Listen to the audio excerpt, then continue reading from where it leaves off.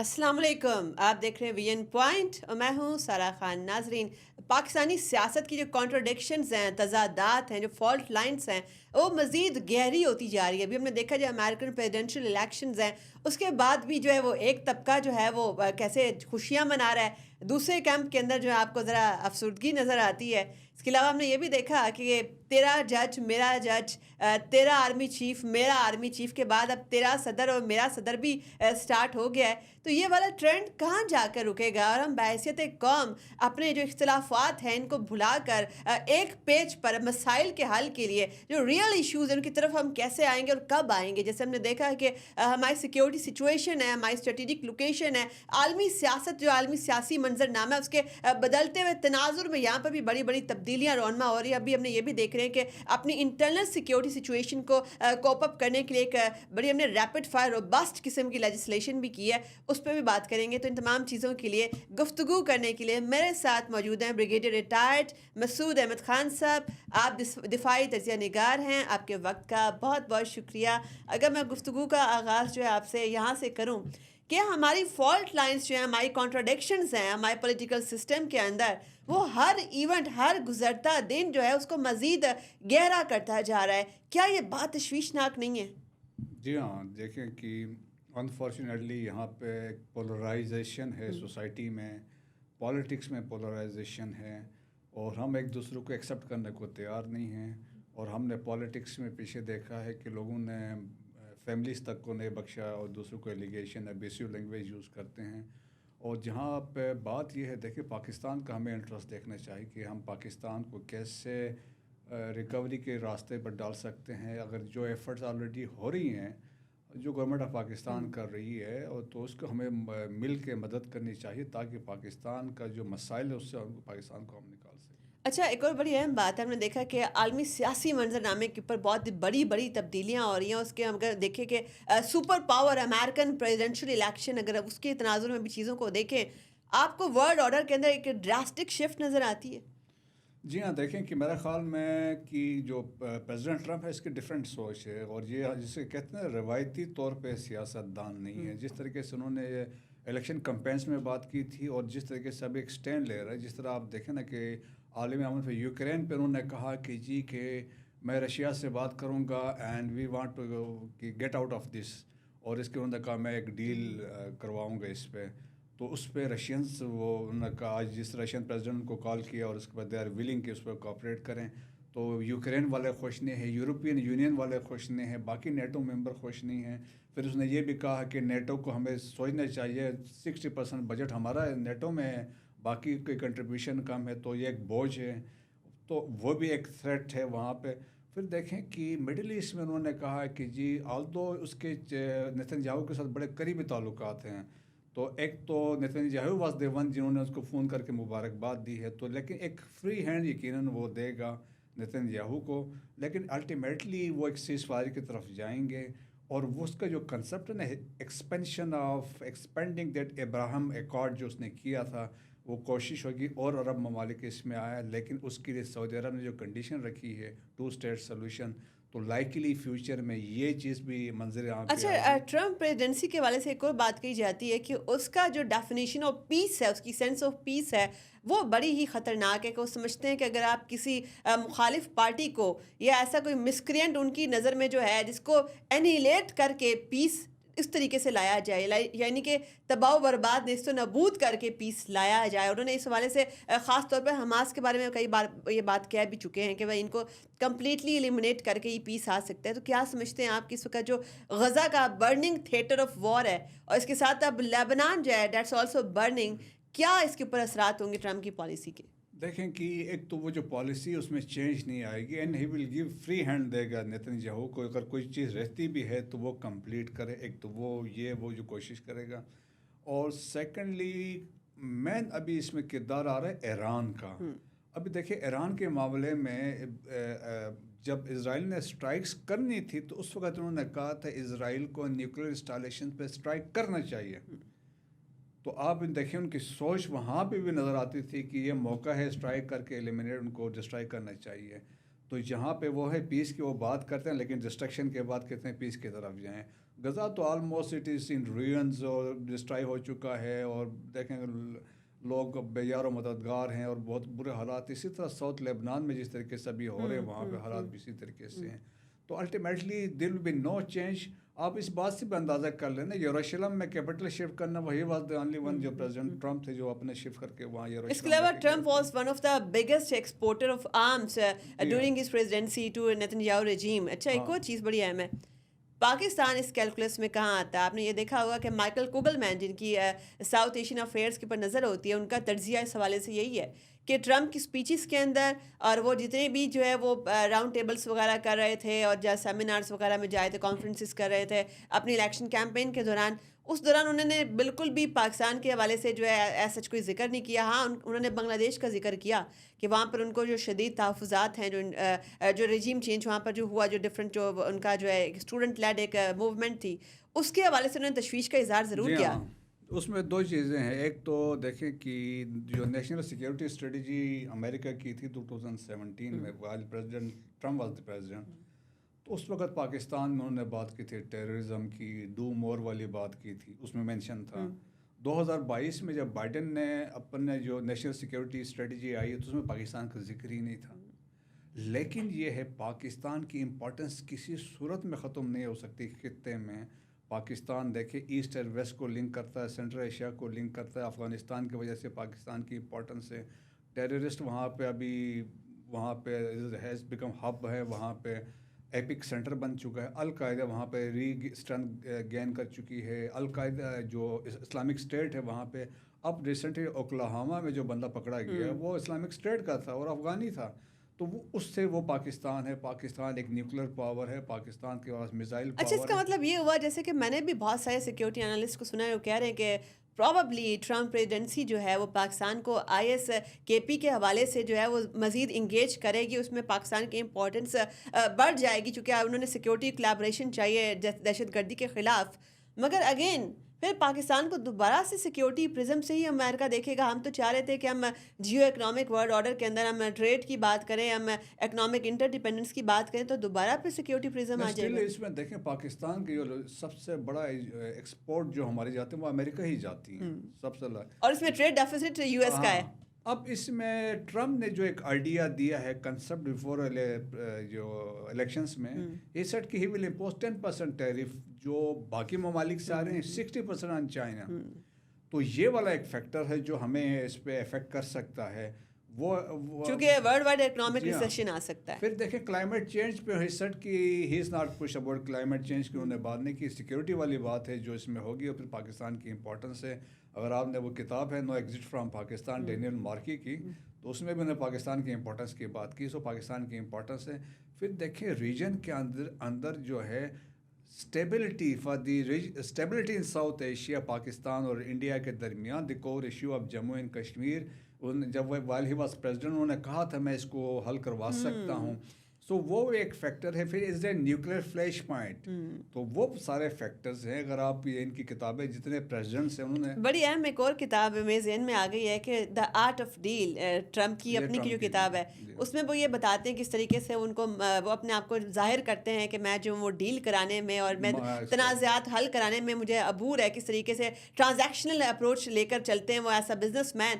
کیا سمجھتے ہیں کہ پاکستان میں بھی ایک ڈیل کی بازگشت ہو رہی ہے, اور امریکی جو ہے الیکشن اس سے بہت سارے طبقات کی بڑی امیدیں وابستہ ہیں کہ پاکستان میں شاید وہ ڈیل کرا لیں یا ہمارے عدالتی معاملات میں مداخلت کر کے جو ہے وہ جیلوں سے جو ہے وہ جو جتنے بھی اس وقت قیدی جیسے کہ تحریک انصاف کے یا پولیٹیکل اوپوننٹس ہیں ان کو چھڑا لیں. خاص طور پر جو ہے بانی P T I Tehreek Insaf جو ان کے حوالے سے کوئی پیش رفت, کیا ایسا ہو سکتا ہے؟ دیکھیں ایسے چیزیں ممکن نہیں. پاکستان ایک سورن اسٹیٹ ہے, ایک پاورفل ملک ہے, نیوکلیر اسٹیٹ ہے, میزائل ویپن سسٹم ہے, اور بہت امپورٹنٹ ملک ہے. اگر دیکھیں دنیا میں دیکھیں, او آئی سی کے اندر دیکھیں, مسلم ممالک میں چند 3-4 ممالک میں امپورٹنٹ پاکستان ہے. تو ایسا کوئی وہ ڈیسیجن نہیں لگے as a responsible president of the United States کی وہ پاکستان میں ڈائریکٹ انفلوئنس کر سکے. ایک اور ٹویٹ ہو سکتی ہے لیکن اس سے کوئی چیز نہیں ہوگی. اور یہ وہ یہی کہیں گے. آپ دیکھیں میتھیو ملر کو ہم سنتے رہے ہیں, انہوں نے کہا اس پر پاکستان کے آئین کے مطابق جو چیز ہوتی ہے تو ہم نے اس کو ایکسیپٹ کرنا ہے. تو وہی چیزیں ہوں گی. کوئی میرا خیال میں ایسا آؤٹ آف دی وے جا کے کوئی چیز نہیں ہوگی. باقی اسٹل لوگوں کی کوشش ہوگی, جس طرح ہمارے کچھ لوگ باہر بیٹھے ہوئے ہیں وہ اسی کو پروپیگیٹ کر رہے ہیں کہ بس ٹرمپ آ گئے ہیں تو بس یہ چیزیں اب اسٹریم لائن ہونے جا رہی ہے. اچھا دیکھیں, لابیسٹ جو ہے ان کا بھی بڑا فیکٹر ہوتا ہے. لابیز ہوتی ہیں, ان میں تو بلینس آف ڈالرس انویسٹ کیے جاتے ہیں جو ان کی جو امریکن ایڈمنسٹریشن کو انفلوئنس کرنے کے لیے. ہم نے یہ بھی دیکھا ہے کہ اس سے پہلے جو ہے 62 کانگریس مین کا لیٹر بھی سامنے آیا.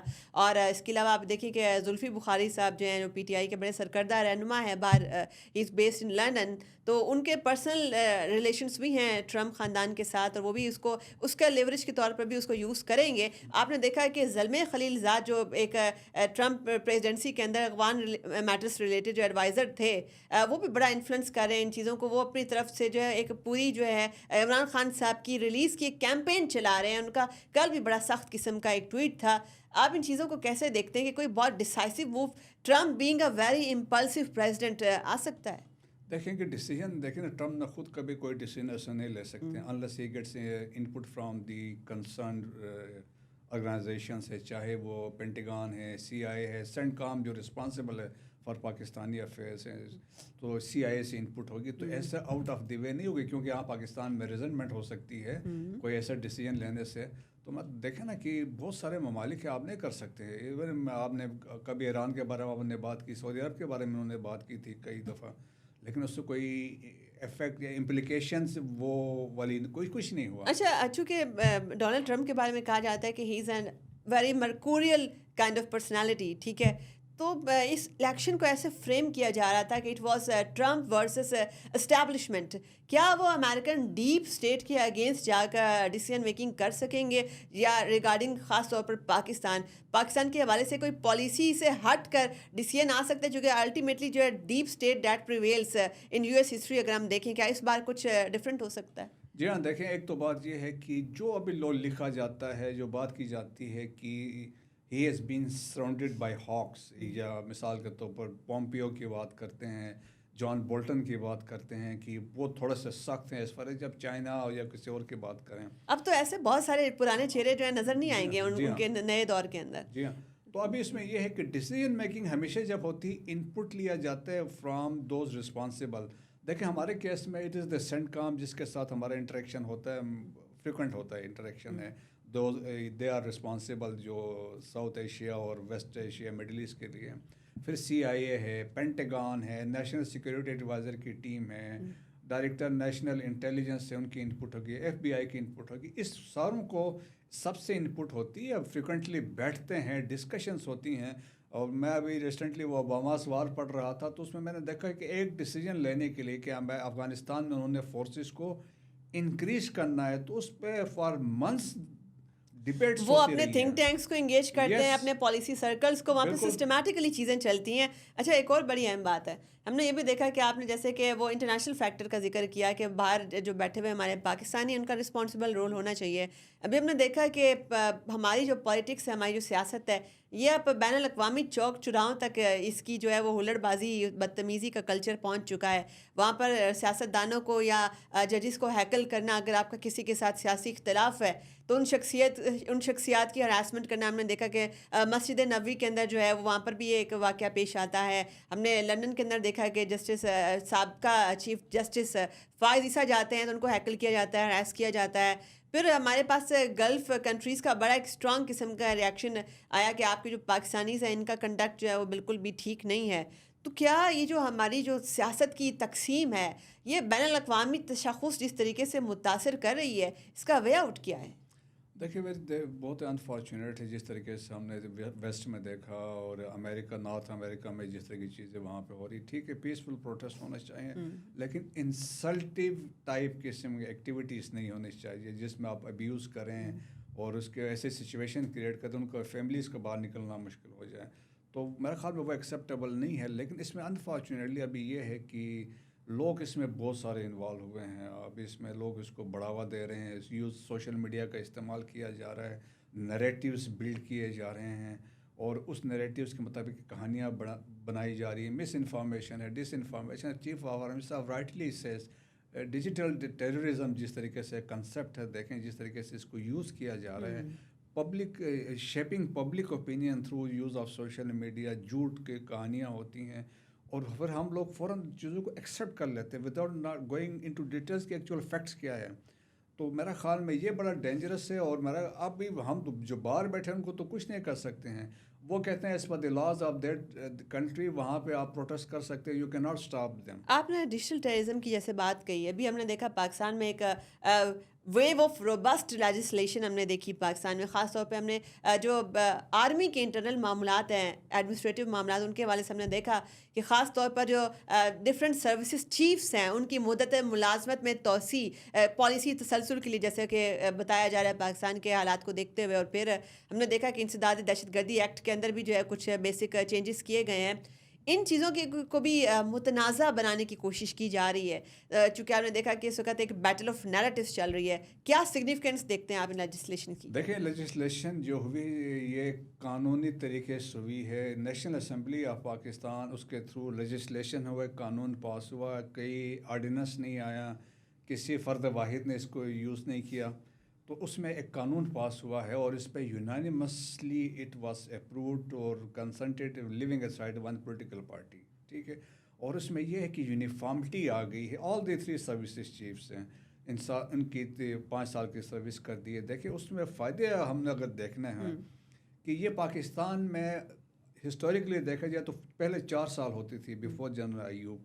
जब जनरल अयूब जब आए तो उसके बाद when he became field marshal and फिर ही प्रोलॉन्ग जो उनका टेन्योर हुआ, उसके बाद ये फिर वो 3 साल उन्होंने कर दिए। Then he was field marshal, तो आर्मी चीफ नीचे था, वो 3 साल के लिए आए।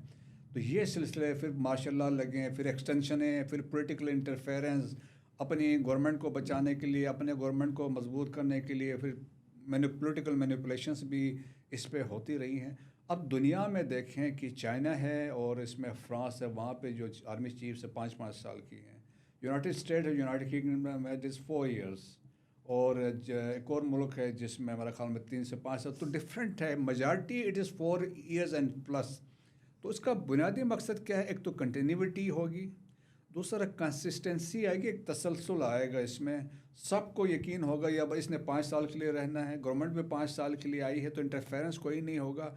जो एक विजन कंसीव किया है, मिसाल के तौर पर चीफ ऑफ आर्मी स्टाफ चाहता है कि वार ऑन टेरर में ये पॉलिसीज मैंने इम्प्लीमेंट करवानी है थ्रू पाकिस्तान आर्मी के तहत, तो उस पर एकदम तो कोई चीज़ नहीं हो सकती। देखें एक आपके वार ऑन टेरर में 2020 में यहाँ पे टोटल 49 टेरर अटैक्स थे।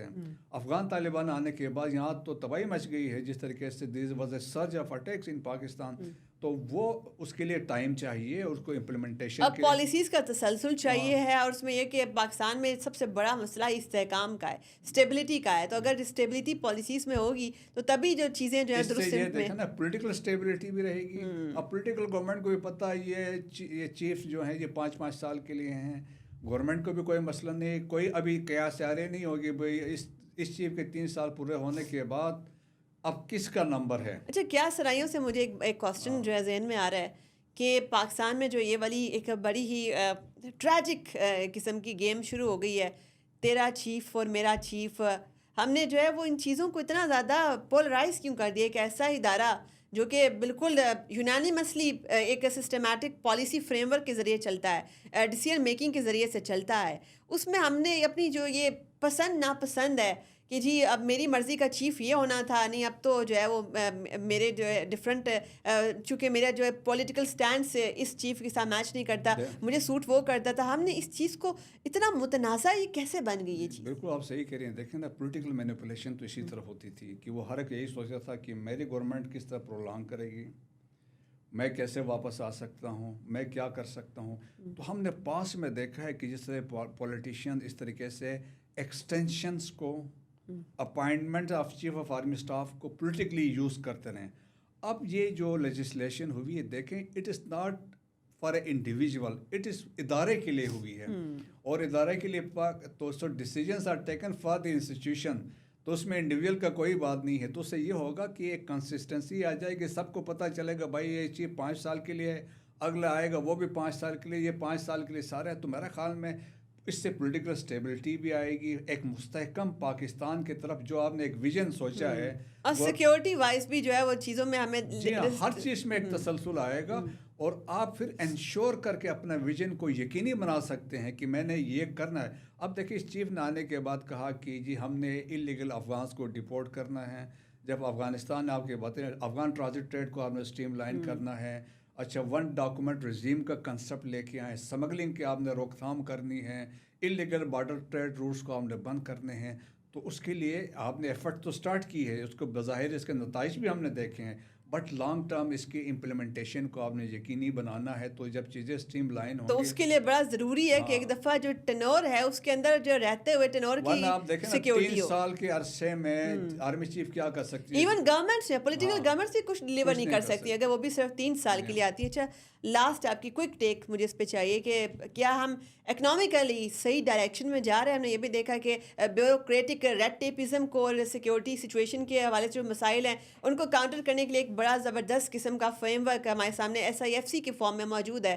تو کیا SIFC جو ہے وہ اس وقت اتنا جو ہے اس کا مومنٹم بڑھ چکا ہے کہ وہ چیزوں کو اسٹریم لائن کرے اور اکنامیکلی جو ہے ہمیں صحیح ڈائریکشن کی طرف لے کر جائے؟ جی ہاں بالکل, دیکھیں بڑا امپورٹنٹ ہے یہ بھی. اب ویژن کی جب میں بات کر رہا ہوں, دیکھیں this was again chief of army staff general Asim کا ویژن تھا کہ ایک ایسا ادارہ ہو SIFC کا کہ جہاں پہ سارے ڈیسیجن میکرز بیٹھیں, دیر اینڈ دین ڈیسیجن دیں. اب دیکھیں SIFC کی جو apex committee it is headed by the prime minister, services chief بیٹھتے ہیں, چیف منسٹرز بیٹھتے ہیں, چیف سیکرٹریز بیٹھتے ہیں, اینڈ ریلیونٹ منسٹرس وہاں پہ بیٹھتے ہیں. So decisions are taken there and then. مقصد کیا تھا؟ ریڈ ٹیپزم کو ختم کریں, ون ونڈو آپریشن ہو. بعض انویسٹرز آتے ہیں تو وہ ان چکروں میں نہ پڑیں. ابھی آپ نے اس میں ایڈریس کر رہے ہیں ایگریکلچر کو, مائنز اینڈ منرلس کو آپ کر رہے ہیں, آپ IT کو دیکھ رہے ہیں, آپ انرجی کو دیکھ رہے ہیں, کلائمیٹ کو دیکھ رہے ہیں, تو ٹورزم کو دیکھ رہے ہیں. تو بہت ساری چیزیں ہیں. ابھی اب ریسنٹلی میں آپ کو بتاتا ہوں کہ اب جو ریسنٹ سعودی انویسٹمنٹ منسٹر آئے تھے تو انہوں نے تقریر کی, اور تقریر میں انہوں نے یہ کہا کہ میں ایک تو ایڈمائر کرتا ہوں چیف آف آرمی اسٹاف کے ان کے ویژن کو, ان کی فیسیلیٹیشن کو, جو اس طریقے سے یہ فیسیلیٹیٹ SIFC کا کنسپٹ دیا ہے. And he set from red tapism he has brought us to the red carpet. تو انہوں نے کہا ہمارے لیے آسانیاں ہوئی ہیں.